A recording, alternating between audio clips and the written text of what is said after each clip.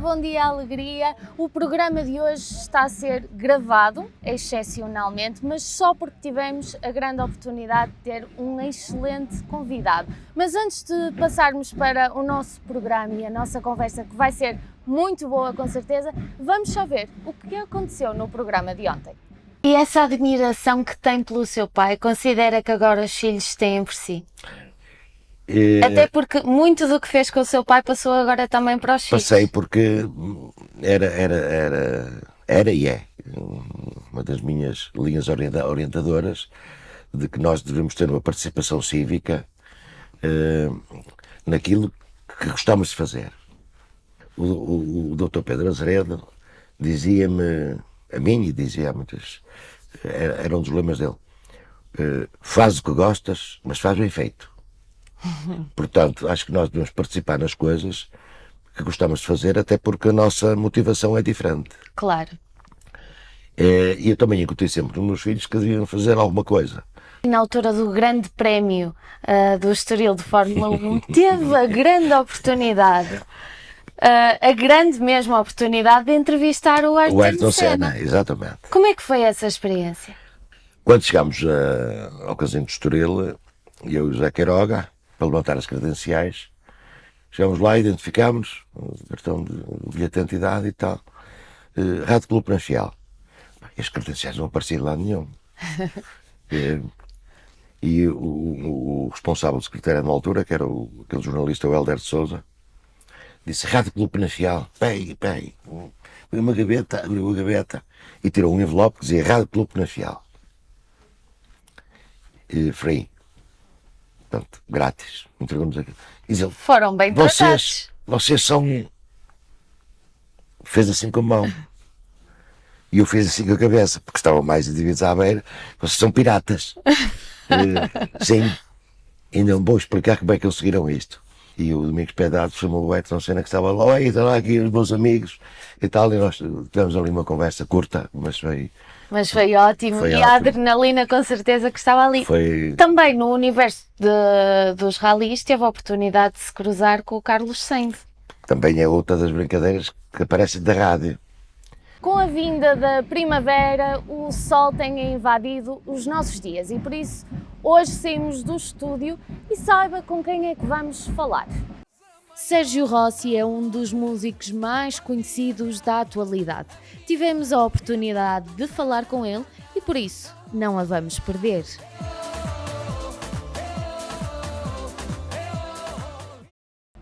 Bom dia, Sérgio. Bom dia, entre aspas. Nós estamos a gravar de tarde. Seja muito bem-vindo ao programa Fatinha. Muito obrigado, Fatinha. Isto é caso para dizer que se o Sérgio não vai à montanha, vem à montanha ao Sérgio. É verdade. Estou aqui muito bom grado e vocês no novo canal também já são uma família que me têm acolhido de alma e coração e eu recebo-os sempre da melhor forma também, porque vocês têm feito uma comunicação e têm feito uma informação muito credível e muito forte e cada vez a crescer mais. Eu fico muito satisfeito e muito feliz. Muito obrigada, Sérgio. Olha, eu costumo fazer um juramento de informalidade para os meus entrevistados. Tens que repetir aquilo que eu vou dizer, pode ser? Portanto, eu, Sérgio, prometo descontrair, prometo divertir-me, deixar as formalidades de lado, já deixei as formalidades de lado, e ser verdadeiro. E ser verdadeiro sou sempre. Olha, juramento feito, já podemos começar a nossa conversa. No Norte, tu já és um filho da Casa do Norte, já te sentes em casa aqui, não é? Eu sinto-me em casa em todo lado, porque graças a Deus eu já tenho uma carreira tão transversal que eu saio de Portugal até a África do Sul, Austrália, agora o próximo fim de semana vou estar em Toronto. Quer dizer, eu sinto-me como se sou recebido pelos portugueses e para a grande comunidade de portugueses que me acolheram e que me têm proclamado nos últimos 25 anos da minha carreira. Que já são muitos. Mas nos últimos 10 têm sido especiais, têm sido os anos de sucesso, têm sido os anos onde as minhas canções chegaram realmente onde eu sonhei que um dia poder atingir o povo cantar as minhas canções, e sou sempre recebido com muito amor, muito carinho. Normalmente não sinto que haja hostilidades em diversos tipos de público. Eu acho que o meu público vai desde os 4, dos 3 anos que cantam 5 estrelas, até às avós que gostam de me ouvir cantar o Enganado, gostam de me ouvir cantar o Perigosa. É um concerto para se ver em família também. É verdade. E esta noite nós temos aqui como pano de fundo o palco onde irás atuar aqui Verdade. em Gondalães Paredes. Agora estás cheio de concertos. Graças Este a Deus. 2023 com certeza que será também à semelhança de 2022. Estamos a fazer uma repleto. grande retoma. Mas nem sempre foi assim. Não. Se foi assim, começou a ser assim a partir de 2012, digamos assim, quando eu comecei. Até lá eu não conseguia viver única e exclusivamente da minha carreira, eu dava aulas de música, o dinheiro que eu ganhava nos poucos concertos que tinha, 16, 12, 10 por ano, que não dava para sequer para sustentar uma família, eu investia na minha carreira. Trabalhava imenso, mas não conseguia comprar um carro novo, porque eu tinha que investir na minha carreira, investia no meu sonho. Chegou uma altura aí, quando estava a fazer 14 anos de carreira, depois que eu gravei o meu primeiro disco em 98, eu pus uma meta e um target a mim mesmo. Poderá ser o último disco físico que eu vou gravar, porque eu tenho que pensar num plano B na minha vida. Entretanto, abri um restaurante no Brasil, fiz planos para a minha vida ter outro tipo de Estabilidade, não é? de estabilidade e outra tábua de salvação, digamos assim. Então, não era aquilo que eu sonhava fazer, não era o dar continuidade ao meu sonho, que desde criança que canto e desde criança que toco e que sou músico e que cantor desde que me conheço. É quase disso como precisamente gente. que ia falar. A tua família está ligada à música. Sim. Os teus pais cantavam fado. Cantavam fado. Tu, aos 3 anos, já adormecias a ouvir As Doce, sim, quando as a minha Doce. tia fazia parte das Doce, os meus pais levavam-me para as casas de fados, e com 9 anos comecei a cantar com eles, nas E foi aí casas que de nasceu fados. o E bichinho. comecei a tocar guitarra também, sim. Digamos que é assim, tu vens de uma família com raízes humildes. Tu, quando não tens nada, quando tu tens aplausos e alguma coisa que te preenche o ego e tu és apenas uma criança de 8, 9 anos, que foi mais ou menos quando eu comecei, eu chegava a casa tão feliz naquela altura, porque os meus amigos ficavam felizes porque os pais compravam-lhes bicicletas. Exato. Naquela altura havia possibilidades, os pais compravam computadores, os meus pais, como não podiam comprar isso, chegou-me às mãos uma primeira guitarra, e nas casas de fados comecei a pôr em prática aquilo que eu gostava de fazer na realidade e que eu já respirava desde que nasci, ao fim e ao cabo. Foi ali que eu comecei a encontrar o meu escape e o brilho do meu olhar, digamos assim. E percebeste que era Comecei efetivamente a música. comecei a construir, continuei a estudar. Eu acho que nós devemos nos formarmos, seja em que área for, e procurei formação, tanto que depois, mais tarde, fui dar aulas e que foi o meu sustento durante muitos anos também. Mas houve aí uma altura em que ainda pensaste tirar Direito, Sim. formar-te Sim. em Direito. Sim, houve ali uma altura entre os 16 e 17 anos onde eu entro para a faculdade, e nessa altura eu já era demasiado profissional na música, já oferia de algum dinheiro que me permitia começar a pensar em viver da música. Porque começaste a trabalhar muito cedo, não é? Muito cedo, com 12, 13 anos, Portanto, já tinhas comecei no independência. backstage, comecei, digamos que a carregar com colunas, a montar os PAs, a fazer som, a fazer luzes. Na altura não havia ecrãs de LEDs, que hoje felizmente temos nas nossas produções, na estrada, mas deu-me uma bagagem de espetáculo e de público e de convivência com artistas e com aquilo que era a desenvoltura de que um artista tem que ter no palco. Foi uma bagagem, uma escola que me formou também, ao fim e ao cabo, porque o facto de ter que encontrar situações muito adversas, por vezes, dá-te uma Sim. forma descontraída de tu as enfrentares. E foi deu-te a isso que começou. oportunidade também de te colocares no lugar do outro. Sim. Do Não há outro que aqui neste nada- caso faz parte da tua equipa também. Não é? há aqui nada que eu não tenha feito noutra época da minha vida, portanto, digamos que só não montei ecrãs de LEDs e só não fiz imagem, o resto cheguei a fazer um bocadinho de tudo. E essa adolescência? Foi rebelde? Foi. Olha, como é eu que digamos foi? que eu fui um moçoelo rebelde, Um moçoelo. sim, um moçoelo, mas eu creio que a partir da adolescência, a partir dos 12, 13 anos, as coisas ou tinha realmente sentido naquilo que queria fazer, ou então os meus pais punham-me direito, porque o meu pai acertava-me o passo com uma pinta. Era rígido. Era austero, tinha uma educação austera, mas fazia parte da educação. Uma criança hoje em dia dou-lhes comprimidos porque são crianças hiperativas. O meu pai dava se fosse preciso uma cacetada para eu aprender. Eram formas de educação diferentes, Ou então, não é? punha-me de castigo. E eu acho que faz sentido, fazia sentido. E até isso foi feito com amor, e é assim que a gente tem que crescer. Por vezes provocava-me raiva, provocava-me rebeldia, mas os adolescentes têm isso mesmo. Os adolescentes passam por uma fase e uma crise de identidade muito grande, e por vezes tem que haver alguém que nos ponha no nosso caminho. Na linha. E agora, quando olhas para trás, sentes-te orgulhoso? Olha, eu sinto-me orgulhoso de tudo aquilo que tenho feito na minha vida, mesmo dos discos que não foram sucesso, que tive um trajeto de discos que não foram tão bem sucedidos como são os últimos 10 anos da minha carreira e 11 anos, mas sinto-me orgulhoso desse percurso também, porque eu sempre gravei como quis, as canções que eu quis, nunca fui um cantor que fui uma marionete. Quando comecei a minha carreira, digamos que se calhar não tinha a minha identidade e se calhar não chegava ao grande público, precisamente porque era um cantor que vinha o meu patrão da discográfica, dizia: tu tens que fazer assim, vinha o Edilberto Lima, tu tens que fazer assim, tu tens que dançar assim, ou seja, tu não és tu, não eras tu próprio. Não eras tu próprio. Então, quando tu não tens a sapiência e a experiência que fui ganhando ao longo dos anos, isso tudo acabou por ser também um crescimento para mim como artista, porque o facto de não ter chegado de lá e não ter batido logo nos padrões do sucesso, apesar do meu primeiro disco ter sido logo disco de prata, e na altura haver o Big Show Sick, a Roda dos Milhões, onde nós podíamos publicitar bastante os nossos trabalhos, a minha altura, naquela altura, depois passou por uma linha descendente onde eu tive que crescer musicalmente, tive que crescer como ser humano e tive que aprender realmente o que é que era, o que é que poderia ser o Sérgio Rossi que ia chegar ao grande público. E chegou naturalmente com verdade, com genuinidade. As letras das minhas canções com o Ricardo Landum conseguiram atingir o grande público, e foi para isso que eu trabalhei e que me esforcei bastante durante aqueles 14 anos de insucesso na minha carreira. E não desististe? Farias algo diferente?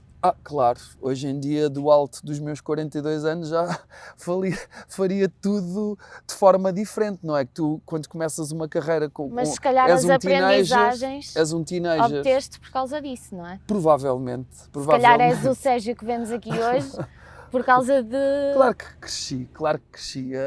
Os erros que nós cometemos com a imaturidade fazem-nos crescer. Os erros, as portas na cara, as frustrações, que muitas vezes chegas a casa a chorar, que não estás preparada porque vives num mundo artístico, é um mundo de egos. Então, quando tu não atinges logo aquele patamar para que as pessoas te possam criar aquela... E depois não é só isso, lembra-te que eu venho de uma altura e começo uma carreira numa altura em que a minha tia tinha era um marco da música ligeira portuguesa. Então, isso, em vez de te criar facilidades, cria-te mais dificuldade, porque as pessoas vão olhar para ti. Tiveste muita pressão.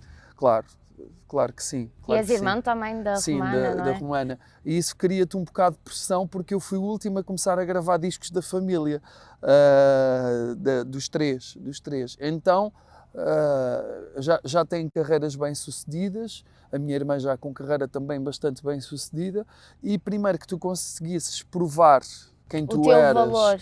Que tinhas valor na realidade, e furar um bocadinho com a tua carreira e com as tuas canções, não foi a priori uma tarefa muito fácil, porque as pessoas nunca deixavam de pensar no sobrinho da Ágata, era o sobrinho da Ágata, era o sobrinho... Não era o Sérgio. Com muita felicidade minha, e com muito orgulho. Com muito orgulho nela e com muito orgulho nas suas carreiras, mas procuras a tua identidade. Quando tu queres ser realmente alguém em qualquer profissão, tu queres ser tu próprio, com a tua identidade, e demoraram muitos anos até que realmente conseguisse ser eu próprio.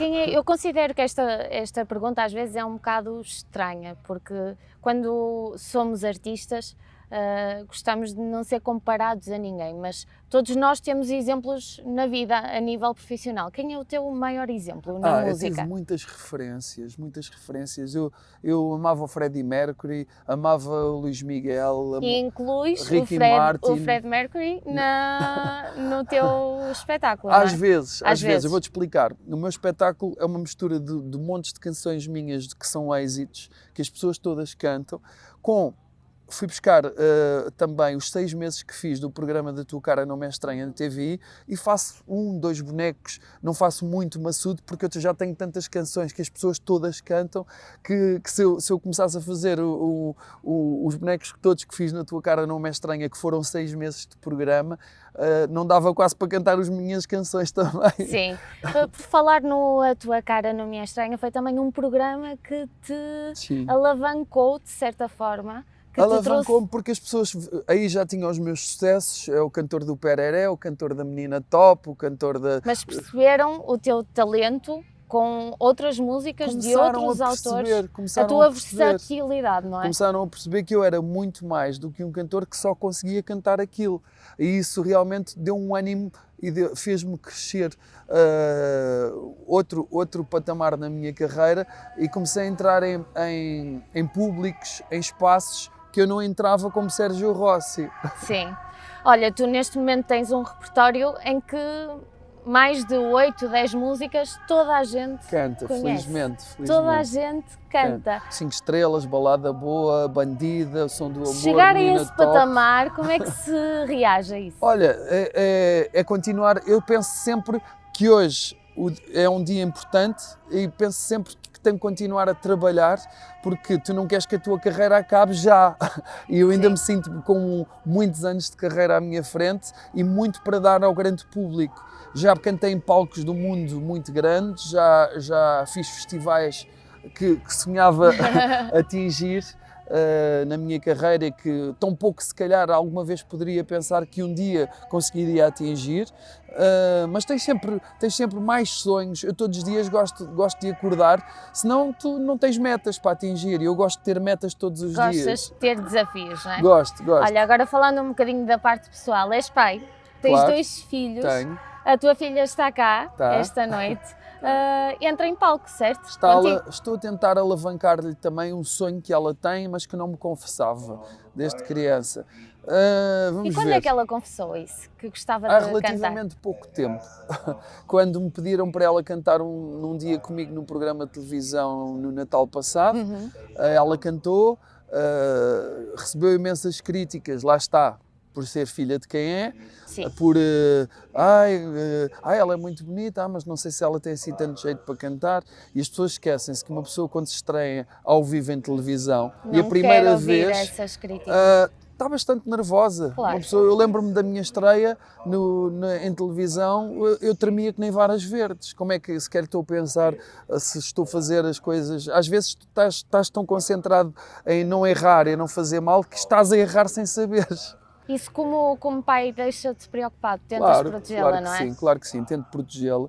Por isso é que achei por bem ela não se lançar às esferas assim, porque pode ser prejudicial para o coração, para as frustrações, para lidar com tudo aquilo que eu já tive que lidar, mas eu tive um poder de encaixe diferente e tive uma forma, eu sempre fui um guerreiro, tem a ver com o meu signo, tem a ver com o leão, sou um bocado de leão também na vida, sou leão, sou de Sporting, sou leão de signo. É leão em todos os aspectos. E então, quando me atiravam e que me queriam fazer atirar a toalha ao chão, era quando eu me queria reerguer logo no dia a seguir e queria fazer melhor. Eu queria provar que realmente não, que eu tinha mesmo controle e que tinha mesmo confiança que as coisas poderiam acontecer comigo um dia. E como é que é o Sérgio como pai?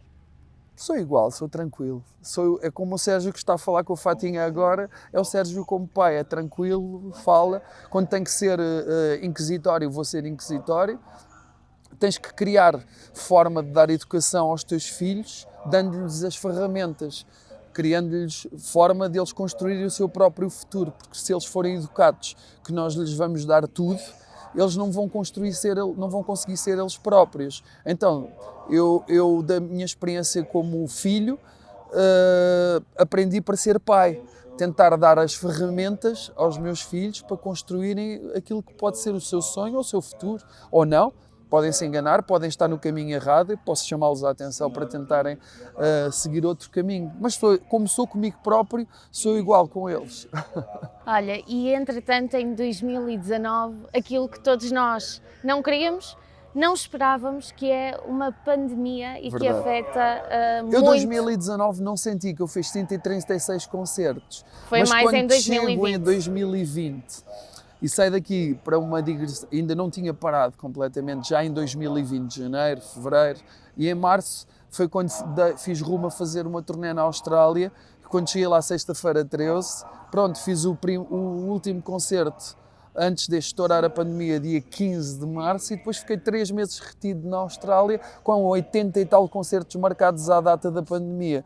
Claro, aí claro que foi uma catástrofe, foi um flagelo, mas nós temos que saber lidar com isso na vida. É cíclico, aconteceu há 100 anos com a gripe espanhola, nunca pensámos que pudesse acontecer na nossa humanidade, no nosso mundo, naquilo que vivemos na era das tecnologias e da ciência tão evoluída, mas por vezes somos tocados e temos que pensar que foi um toque de Deus também na Terra para nos fazer abanar um bocadinho, que temos que estar conscientes que a humanidade não é só ciência, que por vezes pode não ter a resolução para um problema rapidamente, não é só tecnologia, não é só bens materiais. É muito mais que É isso. muito mais que isso. Mas tiraste uma coisa muito positiva dessa pandemia e desses 3 meses na Austrália, não foi? Uma nova família, digamos assim. Tirei.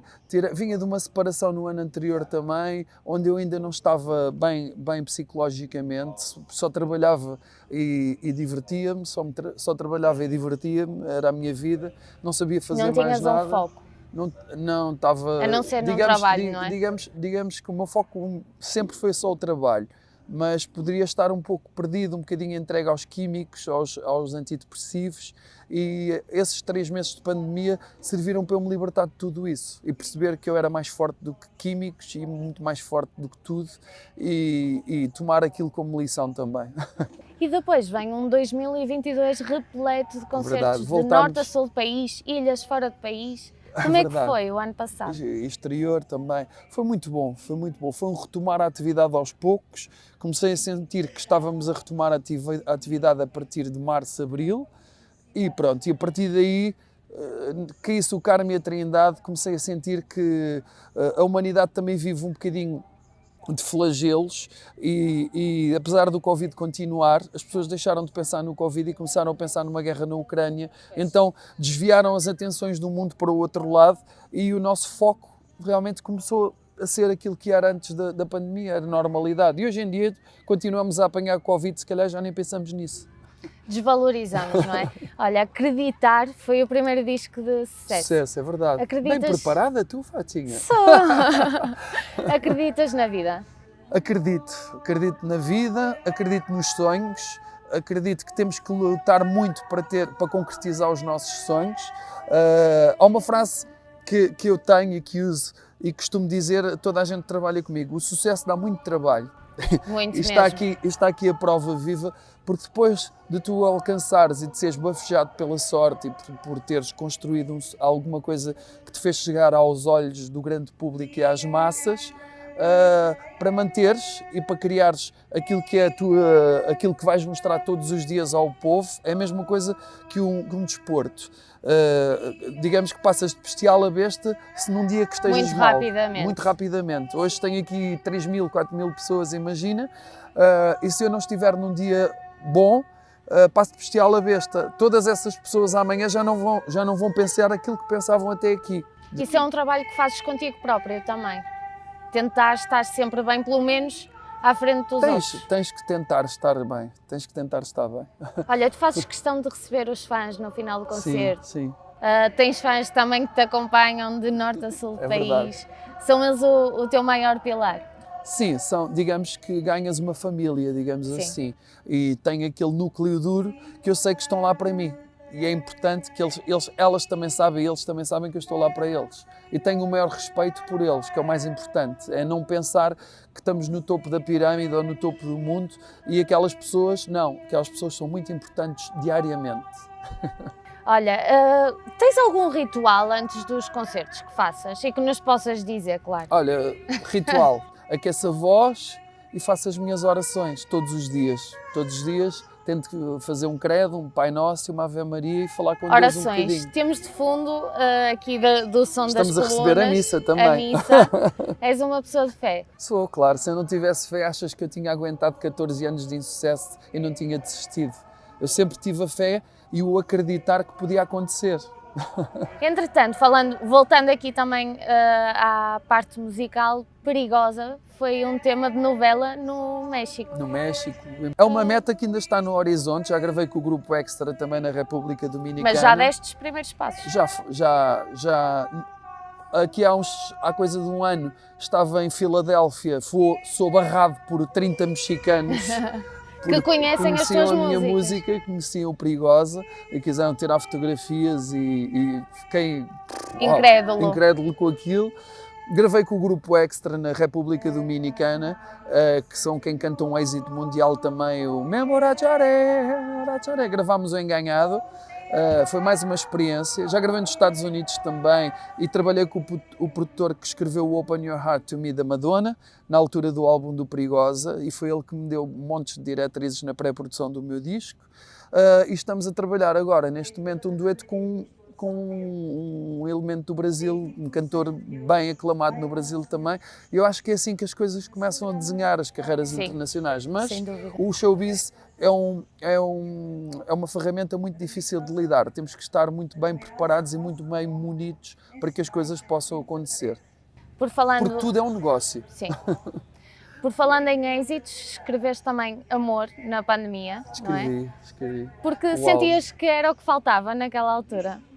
Era realmente aquilo que eu achava que é um toque que Deus queria dar à humanidade, que faltava mais amor, tolerância. Ainda hoje eu sinto quando saio de casa, que especialmente nas grandes cidades, que eu atualmente moro na Praia da Areia Branca, para viver outro tipo de lifestyle, viver mais, respirar outro tipo de ares, respirar o mar que eu gosto muito, o mar acalma-me, fazer surf, fazer desportos que eu gosto de fazer à beira-mar, correr e por aí em diante, e trazer-me uma paz que as grandes cidades não me traziam, porque as pessoas estão um pouco tolerantes, estão muito... efusivas.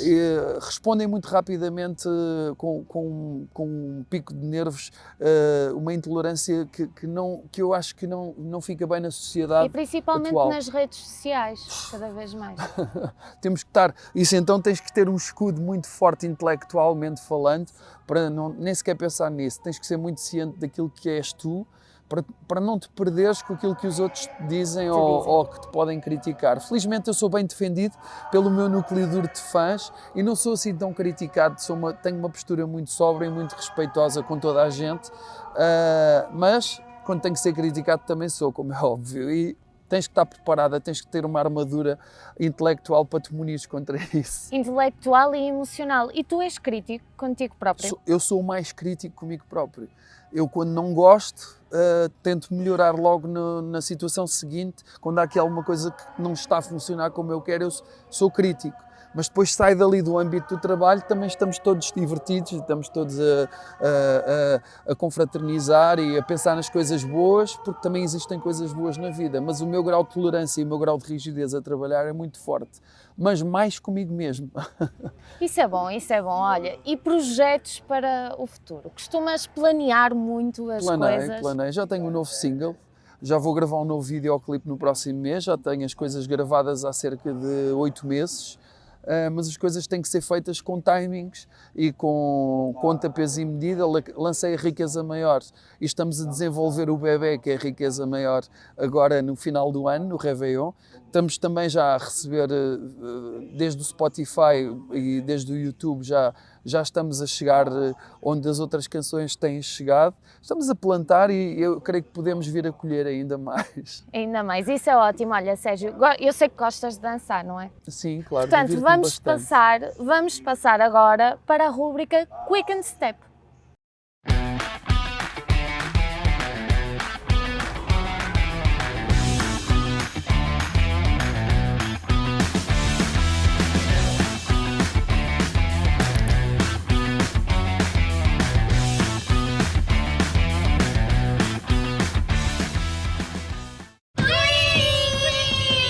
Vamos agora no McDonald's?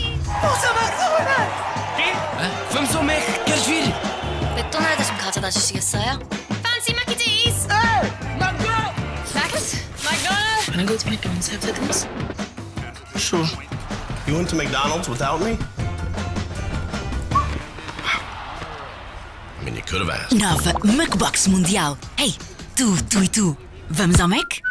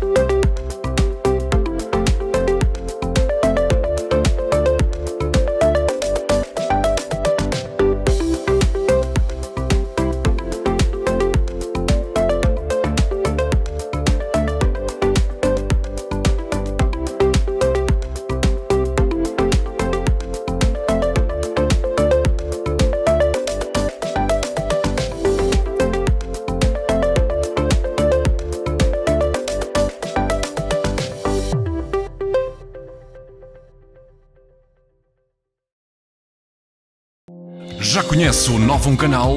É o local ideal para promover a sua empresa. Se vai inaugurar um espaço, celebrar o aniversário ou se pretende fazer um vídeo comercial e não tem ideias, o Novo Canal é o parceiro ideal. Contacte-nos, temos muito para lhe oferecer.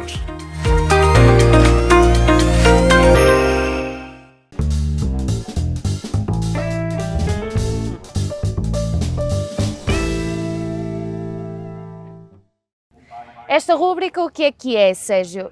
São 20 perguntas Ok. de resposta curta, portanto, ou sim ou sopas, Ok. como se costuma dizer aqui no Norte. Estás pronto? Ok. Primeira pergunta, principais qualidades? Principais Diz-me duas. qualidades. É qualidades e defeitos ao mesmo tempo. Teimosia e modesto. E principais defeitos? Teimosia? Teimosia também. E por vezes sou demasiado rígido com toda a gente e comigo mais ainda. Uma música que tenha marcado a tua vida? Música que marcou a minha vida, para já, foi o meu primeiro êxito, foi o És Perigosa. Pessoas-chave na tua vida? Os meus pais, os meus amigos, Livros? verdadeiros. Verdadeiros. É difícil escolher já agora. Eu tenho 1 milhão de conhecidos. É difícil tenho 1 milhão de selecionar. pessoas que lidam comigo e que por vezes, claro, já me lembro perfeitamente e não sei o quê, e conheço e confraternizo, se for preciso, com 1 milhão de pessoas. Mas não é esse 1 milhão de pessoas que está lá para ti sempre e que te servem de âncora quando tu precisas. Livros ou filmes? Epá, mais filmes. Doce ou salgado? Salgado. Uma bebida? Água. Uma comida? Empadão. Passatempo preferido? Desporto, corrida. Qualquer tipo de desporto, não é? Filme preferido, já agora? As Palavras que Nunca Te Direi. E o livro também, Nicholas Sparks. Dia mais marcante da tua vida? Tenho tantos. Nascimento da minha filha, por exemplo. Praia ou rio? Praia. Conforto ou aventura? Aventura. Aceitas críticas? Aceito. Palavra preferida? Amor. Algum lema de vida? Nunca desistir dos seus sonhos. Pessoa inspiradora? Pessoa inspiradora. Tanta gente. Jesus Cristo, Deus. Jantar fora ou em casa? Os dois. Em meia medida, depende das não é? pessoas e das situações. Qual foi a tua maior conquista? A minha carreira. E agora a mais fácil, gostaste desta entrevista? Gostei muito de ti, Fatinha. Foste muito estudiosa Obrigada. da pessoa que eu sou e acho que os espectadores estão bastante contentes porque se vê que tu podes ser um futuro Manuel Luís Goxa das nossas televisões. Esperemos que sim, esperemos que ainda há Goxa, muito para Herman, lutar. Jorge Gabriel, por aí em diante. Muito obrigada. Agora é hora também de ir jantar para te É verdade, preparares é para verdade. este concerto aqui em Gondalães. Quanto assim, muito obrigada por ter estado na nossa companhia. Nós vamos aproveitar para assistir a este fantástico concerto do Sérgio Rossi esta noite aqui em Gondalães Paredes. Quanto assim, vemo-nos amanhã.